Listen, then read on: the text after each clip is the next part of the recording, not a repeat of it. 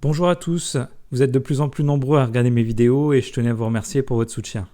Aujourd'hui, nous allons parler stratégie dividende, court terme et long terme. Le sujet m'a été inspiré par 3 articles que j'ai parcourus ce mois-ci. Les articles ont été publiés sur le site La Bourse au quotidien et ont été rédigés par Mathieu Lebrun.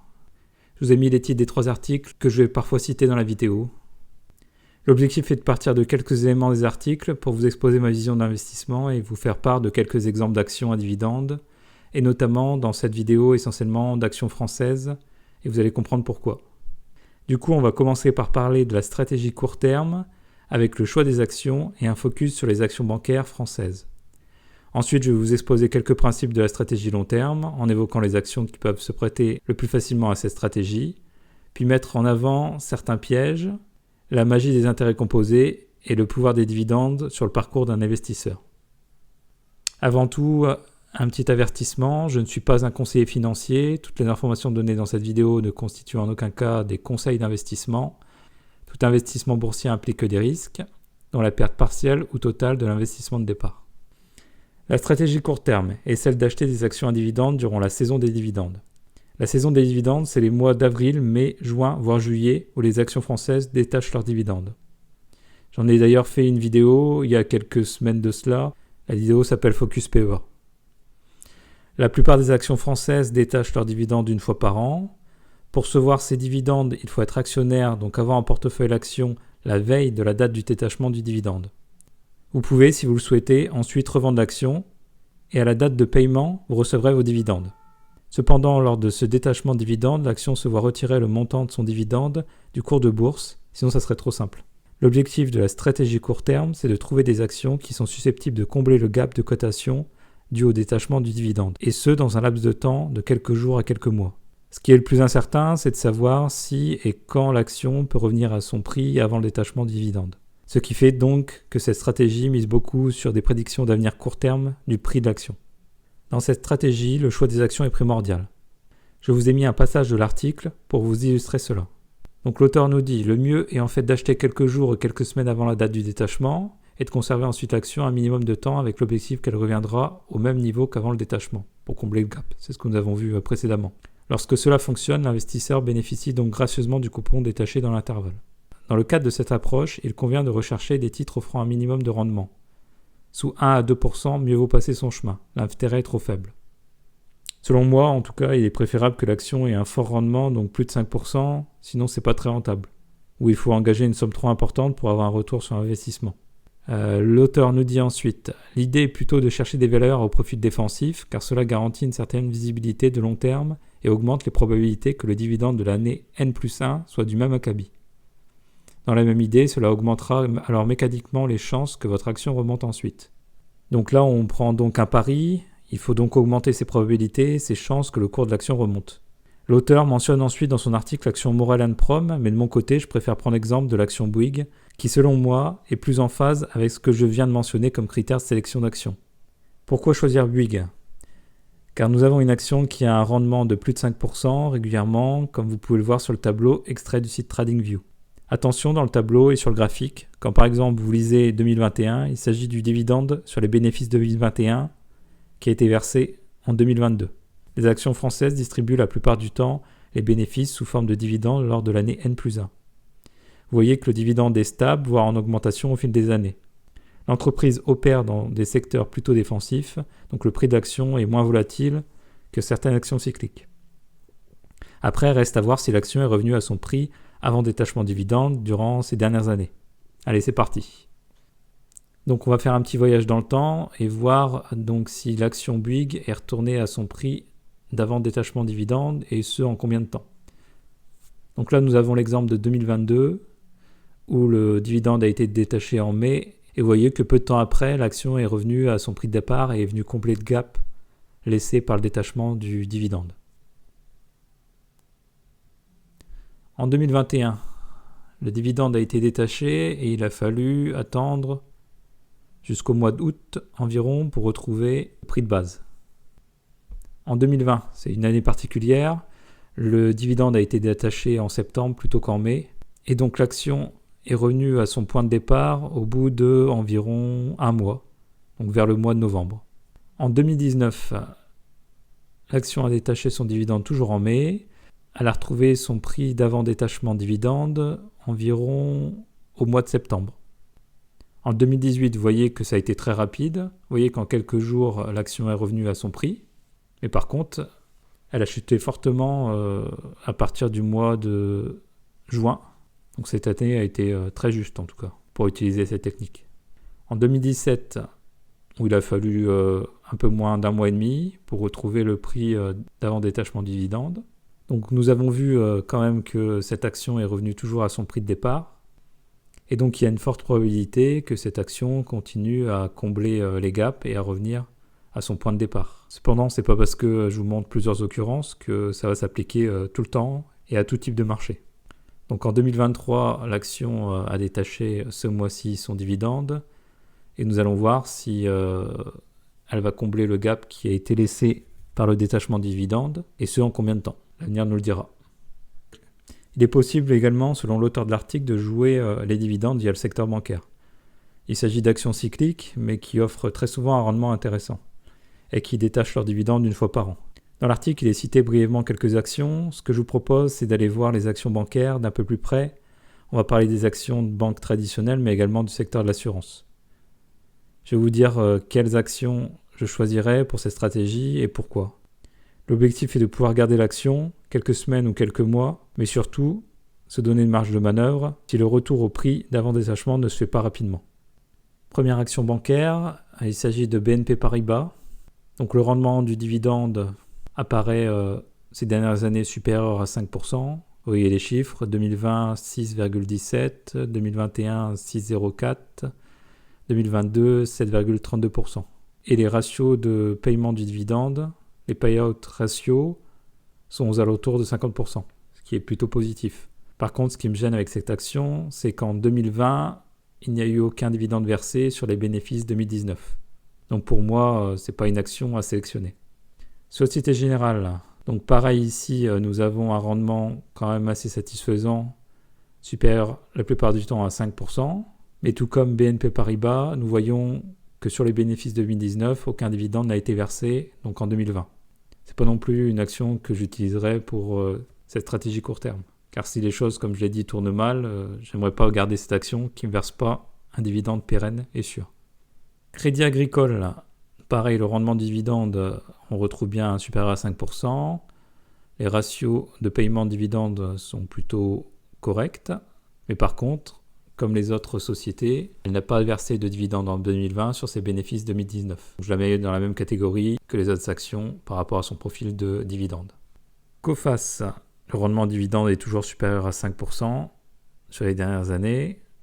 Vous voyez que le ratio de paiement dividende est important comparé aux autres sociétés. Je vais redire la même chose que les autres sociétés de banque traditionnelles. Il y a eu une coupure dividende. Pour moi, ce n'est pas une action à utiliser dans cette stratégie. Score ensuite, je vais faire la même remarque que les autres sociétés. Donc un rendement supérieur à 5%, donc idéal pour utiliser en stratégie court terme. Mais cependant, nous voyons qu'elle a coupé son dividende en 2020, donc sur les bénéfices 2019. Donc c'est pareil, moi je n'utiliserai pas cette action même pour une stratégie court terme. Bon après c'est ma vision des choses et mon profil de risque. Par contre, petite exception dans toutes ces sociétés, c'est l'action AXA. Vous voyez que son rendement a été très largement supérieur à 5% dans les dernières années. Son dividende est en augmentation, hormis sur les bénéfices 2019, où la société a versé tout de même un dividende moindre ces présentes années, mais n'a pas coupé son dividende. Donc malgré la crise de 2020, en 2020, les actionnaires ont pu bénéficier d'un dividende moindre, mais toujours présent, ce qui en fait un profil plus sécuritaire concernant l'investissement dans les dividendes. On va aller donc voir plus loin sur l'action AXA et se pencher sur le retour aux actionnaires. Vous voyez que sur le rapport de l'entreprise, l'action AXA rachète ses actions, et notamment 3,99 milliards en 2022, et bénéficie d'un free cash flow toujours positif. Le rachat d'actions est un autre moyen, en dehors des dividendes, pour la société finalement d'avoir un retour aux actionnaires. Elle permet très souvent de faire augmenter le cours de l'action au fil du temps, en réduisant le nombre d'actions en circulation. le free cash flow et le flux de trésorerie disponible. Il est très important concernant la politique de retour à l'actionnaire, qu'il peut être distribué en partie sous forme de dividendes, remboursement de capital, de remboursement des dettes financières ou de rachat d'actions. Donc il faut bien s'assurer que l'entreprise dispose d'un free cash flow positif, en tout cas en moyenne sur plusieurs années. On va mener notre petite enquête tout comme sur Bouygues pour savoir si l'action AXA est revenue à son prix d'avant détachement dividende et en combien de temps. Donc pour 2022, vous voyez que l'action AXA a détaché son dividende en mai et il a fallu attendre au mois d'août pour retrouver finalement son cours d'avant détachement dividende. Pour 2021, idem, il a fallu attendre jusqu'à mi-août pour retrouver le prix de l'action initiale. En 2020, donc l'action a détaché son dividende en juillet et son cours de bourse est revenu combler le gap environ au mois de novembre-décembre. C'était particulier 2020, donc il a fallu attendre plusieurs mois en 2020 pour retrouver le cours initial de l'action. En 2019, ça a été un peu plus rapide, donc le détachement a lieu en mai et l'actionnaire a retrouvé son prix d'avant détachement dividende en juillet. En 2018, l'action est revenue à son point de départ avant détachement dividende en septembre-octobre. En 2017, il a fallu un peu moins de temps qu'en 2018 et l'action est revenue à son point de départ en mi-juillet. Et enfin, en 2016, l'action est revenue à son point de départ très rapidement au mois de mai. Et en 2023, on pourra voir, on suivra l'évolution du cours de bourse pour savoir en combien de temps l'action AXA est remontée, ou si elle remonte, bien sûr, parce qu'on ne sait pas. C'est pas parce qu'on a eu plusieurs occurrences que ça va se réaliser à 100%. Donc attention. Une illustration d'une stratégie court terme a été faite l'an dernier par la chaîne YouTube Sans Patate, où il expose ses chiffres et son retour d'expérience, sa tournée des dividendes. Elle dure moins d'une dizaine de minutes. L'enveloppe fiscale de choix pour cette stratégie est le PEA, car il n'y a pas de fréquence fiscale, mais le désavantage, c'est qu'elle génère beaucoup de frais d'entrée et de sortie. Les frais de broker, et également sur les grosses capitalisations françaises, la taxe sur les transactions financières, aussi appelée TTF, qui est de 0,30% à l'achat. La stratégie court terme, c'est pas la stratégie que je mets en œuvre habituellement.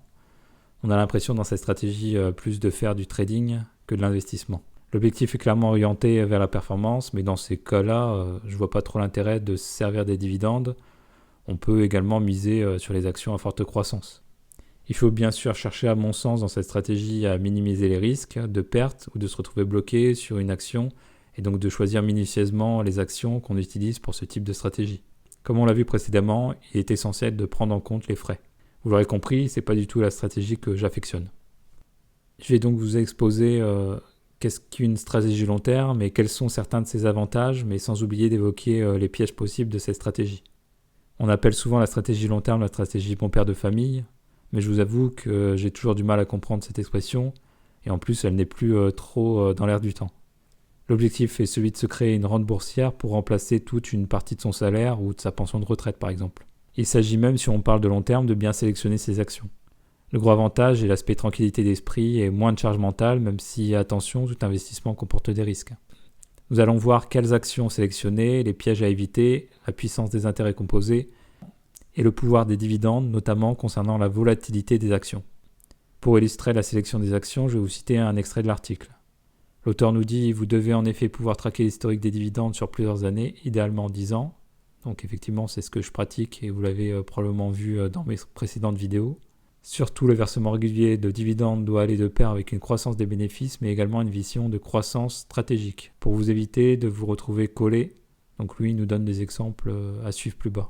Même si un peu d'analyse financière et quelques notions de comptabilité ne sont pas un luxe, parfois un simple coup d'œil sur le rapport annuel des sociétés permet de répondre assez vite aux grosses interrogations afin de pouvoir sélectionner les meilleurs élèves de la cote. Donc vraiment là, l'auteur insiste qu'il faut aller chercher un petit peu plus loin que juste regarder le pourcentage de versement de dividendes. Il nous dit ensuite, à l'image des machines à cash que sont L'Oréal, Total, on retrouve par exemple Air Liquide, qui est une valeur bon père de famille par excellence dont la croissance ne s'est jamais démentie avec des retours aux actionnaires constants, peu importe le contexte. Donc là, effectivement, il insiste également sur le contexte qui est super important, parce que par exemple, en période de crise, si une action coupe son dividende, ce n'est pas du tout bon signe. On va aller regarder les actions de plus près, les actions citées dans l'article. C'est d'ailleurs des actions que j'ai dans mon PEA. La première action, l'action L'Oréal. Vous voyez que le dividende est pérenne et croissant depuis plusieurs années, avec un ratio de versement dividende aux alentours de 50 à 60%. On peut aller voir un peu plus loin, on voit que le revenu total, donc les revenus bruts de l'entreprise, croît au fur et à mesure des années, et également le revenu net de l'entreprise. Le free cash flow de l'entreprise est également en augmentation progressive au fil des années.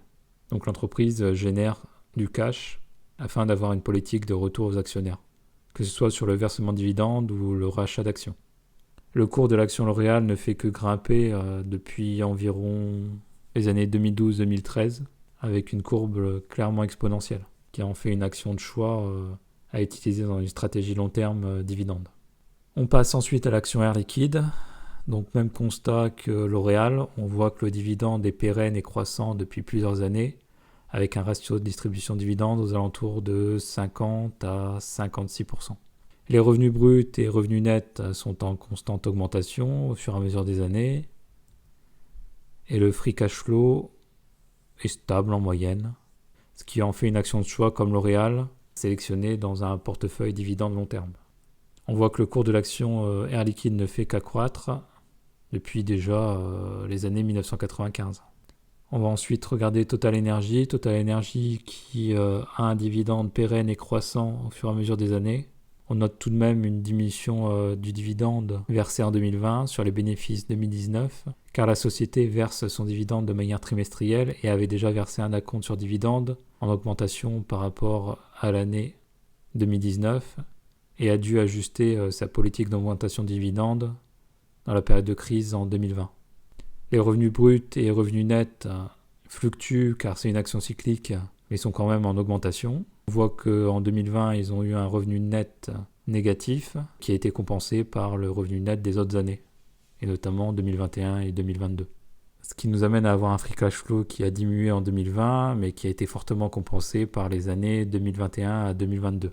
Ce qui permet à Total Energy de verser un dividende pérenne et croissant au fur et à mesure du temps.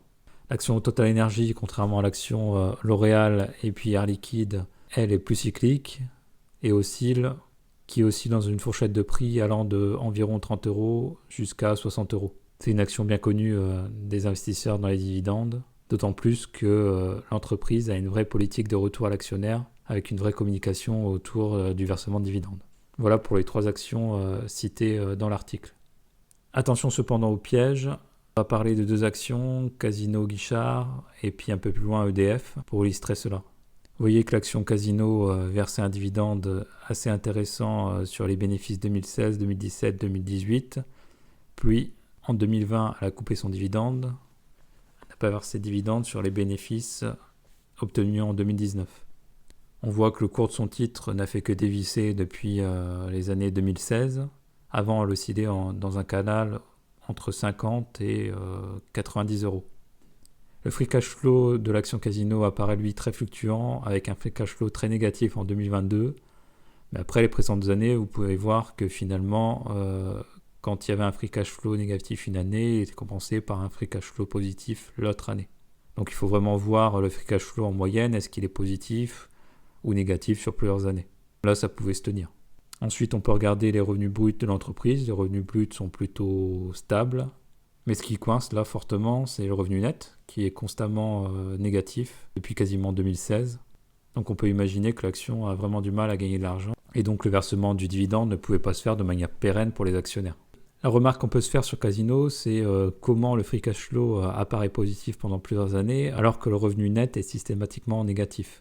En fait, il s'agit finalement d'une stratégie comptable qui prend en compte finalement l'amortissement. Si une entreprise enregistre une perte nette pour une certaine période et qu'un montant important de dotation aux amortissements est ajouté dans le tableau des flux de trésorerie, l'entreprise peut enregistrer un flux de trésorerie positif tout en enregistrant simultanément une perte pour la période donnée. Donc attention à cela.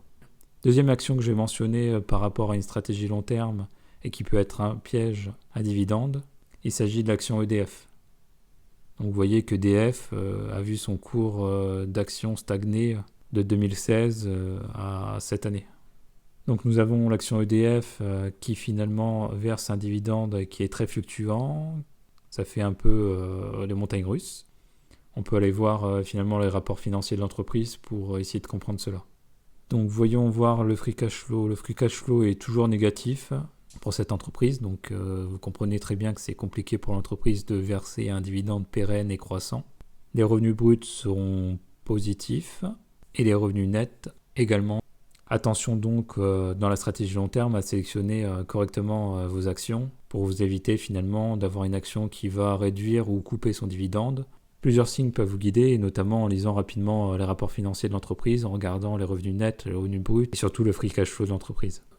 Bon, par contre, l'un des avantages non négligeables de la stratégie long terme, c'est les intérêts composés et leur puissance. Ici, pour vous illustrer cela, je vais vous prendre le CAC 40, dividendes non réinvestis, et le CAC 40 GR, qui est le CAC 40 avec les dividendes réinvestis. Sur une longue période, vous voyez une sacrée différence entre le CAC 40 classique et le CAC 40 GR, qui finalement fait quasiment 2 fois plus de points que le CAC 40 tout simple. Il s'agit de prendre conscience que si les dividendes sont investis, on a une performance qui est exponentielle.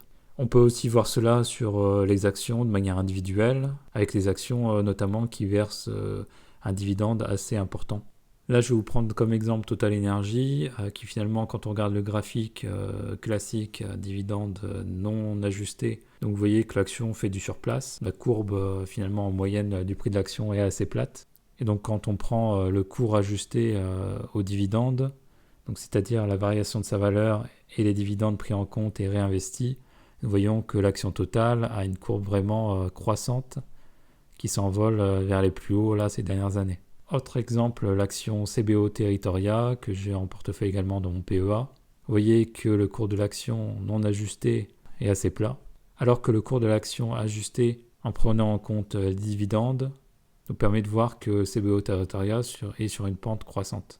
Autre avantage de la stratégie long terme, c'est de mieux gérer les fluctuations boursières, comme l'indique l'auteur de l'article. Donc il nous dit, au-delà de l'évaluation vis-à-vis d'un benchmark indice, le second avantage des valeurs à dividendes est la réduction de la volatilité de votre portefeuille. Comme le montrait RBC dans cette note de recherche, on va aller voir la note d'ailleurs, les sociétés qui payent des dividendes croissants ont une volatilité annuelle moyenne presque 2 fois inférieure aux entreprises qui ne versent aucun coupon, 13,3% contre 23,4%. Les entreprises qui réduisent le retour aux actionnaires affichent, elles, une volatilité annuelle moyenne de 24,5%. Donc la note de RBC Global Asset Management s'intitule « Le pouvoir des dividendes ». RBC est en fait un gestionnaire de placement. Il y a plusieurs graphiques dans cet article de RBC et vous voyez que finalement, en investissement 10 000 $ sur une période de janvier 1977 à décembre 2022, il y a une différence de 560 362 $. Donc 560 362 $ en l'espace de 45 ans. Donc on voit vraiment l'impact du réinvestissement des dividendes sur le long terme. On peut aussi noter que la courbe de dividendes réinvestis comparée à la courbe des dividendes non réinvestis se détache à environ une dizaine d'années d'investissement. Il faut donc ne pas se décourager avant de voir un résultat significatif dans une stratégie long terme. Autre infographie de cet article qui nous montre une surperformance des actions à dividendes et notamment des actions à dividendes croissants comparées aux actions qui versent simplement un dividende, à l'indice composite de Toronto, aux actions qui ont coupé leurs dividendes et aux actions qui ne payent pas de dividendes. Et ce sur une période d'octobre 1986 à décembre 2022. Et pour finir, donc, ce que l'auteur nous mentionnait dans son article, une volatilité diminuée des actions à dividendes et notamment à dividendes croissants, comparé aux autres profils d'actions, ce qui en fait une stratégie plutôt tranquille avec moins de fluctuations boursières. Pour conclure, je tenais à souligner qu'il y a vraiment plusieurs stratégies, notamment dans les dividendes, mais un seul investisseur, c'est-à-dire c'est vous. Il faut être en phase avec sa stratégie et pouvoir la mener à bien. Le plus important en tout cas, c'est de prendre du temps à choisir ses actions, quelle que soit la stratégie. C'est quelque chose que nous avons vu dans la vidéo. L'importance du choix des actions permet une certaine sérénité dans ces décisions d'investissement. Merci à tous ceux qui sont restés jusqu'à la fin. N'hésitez pas à soutenir la chaîne pour de prochaines vidéos. Allez, à plus!